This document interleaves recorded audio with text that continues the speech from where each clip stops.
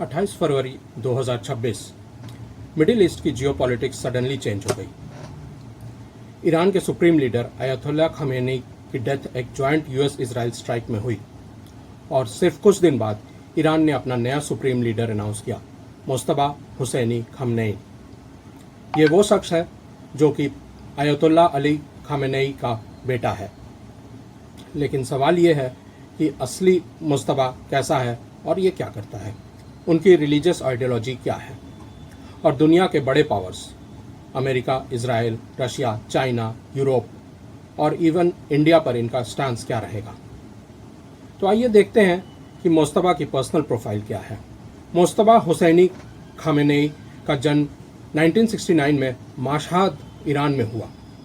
वो ईरान के मारे गए सुप्रीम लीडर अली खमेनेई के दूसरे बेटे हैं। उन्होंने इस्लामिक थियोलॉजी की पढ़ाई कौम में की, जो शिया इस्लाम का सबसे इम्पॉर्टेंट रिलीजियस एजुकेशन सेंटर माना जाता है और ईरान का एक बहुत ही महत्वपूर्ण शहर है। क्लेरिकल हायरार्ची में उनका रैंक हुज़त अल इस्लाम है, जो अयतुल्ला से एक लेवल नीचे होता है। लेकिन अब नया सुप्रीम लीडर बनने पर वह भी अयतुल्ला माने जा रहे हैं। पब्लिक लाइफ में वो काफ़ी लो प्रोफाइल रहे, लेकिन ईरानियन पॉलिटिकल सिस्टम में उनका इन्फ्लुएंस काफ़ी पावरफुल माना जाता रहा है, स्पेशली सिक्योरिटी एस्टैब्लिशमेंट और Islamic revolutionary guard core IRGC के साथ उनके क्लोज टाइज की वजह से। अब देखते हैं कि उनके रिलीजियस व्यूज़ क्या रहे हैं। मुस्तफा खमेनेई को ईरान पॉलिटिक्स में अल्ट्रा कंजर्वेटिव रिलीजियस कैंप का लीडर माना जाता है। उनकी आइडियोलॉजी शिया पॉलिटिकल थियोलॉजी पर बेस्ड है, जहां इस्लामिक स्कॉलर्स को स्टेट लीडरशिप का हक दिया जाता है, जैसे ईरान में विलायत फ़कीह डॉक्ट्रिन कहते हैं।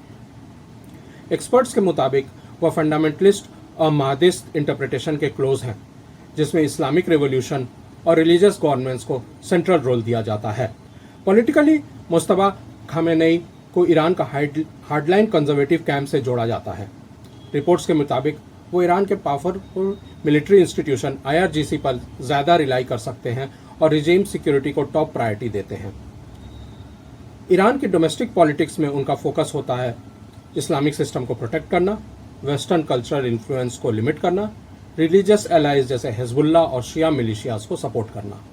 ये वो एलाइज हैं जो कि इजराइल पर अक्सर आक्रमण करते हैं और US एसेट्स भी इनके निशाने पर रहते हैं, जो कि मिडिल ईस्ट या फिर जिसे हम वेस्ट एशिया कहते हैं वहाँ पर हैं।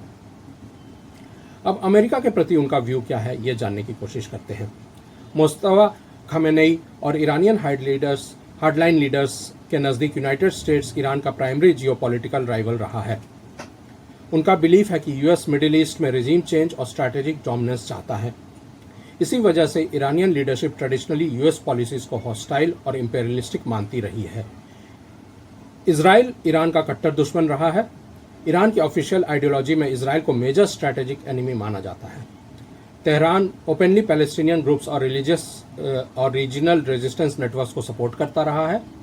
मुस्तफा खमेनेई से कभी एक्सपेक्टेड है कि वो इजराइल के अगेंस्ट हार्डलाइन स्टांस कंटिन्यू करेंगे।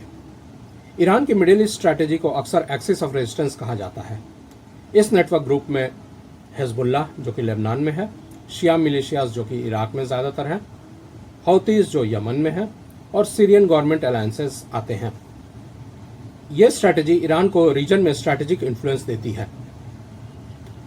रशिया और चाइना पर स्टांस जो रहा है ईरान का, वह दोस्ती का रहा है।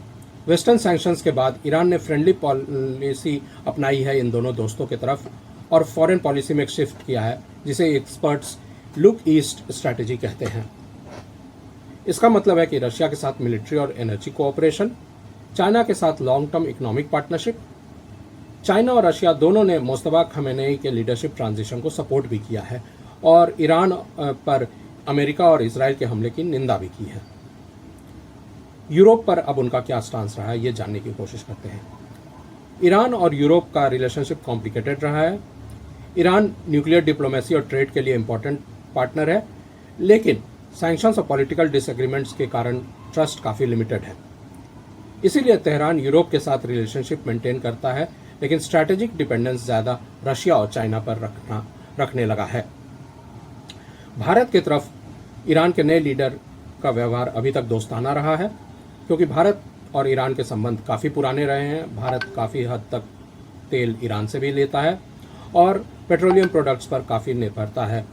साथ ही साथ जो स्ट्रेट ऑफ होर्मुज़ है, वहाँ से भारत का काफ़ी तेल और पेट्रोलियम प्रोडक्ट आता है।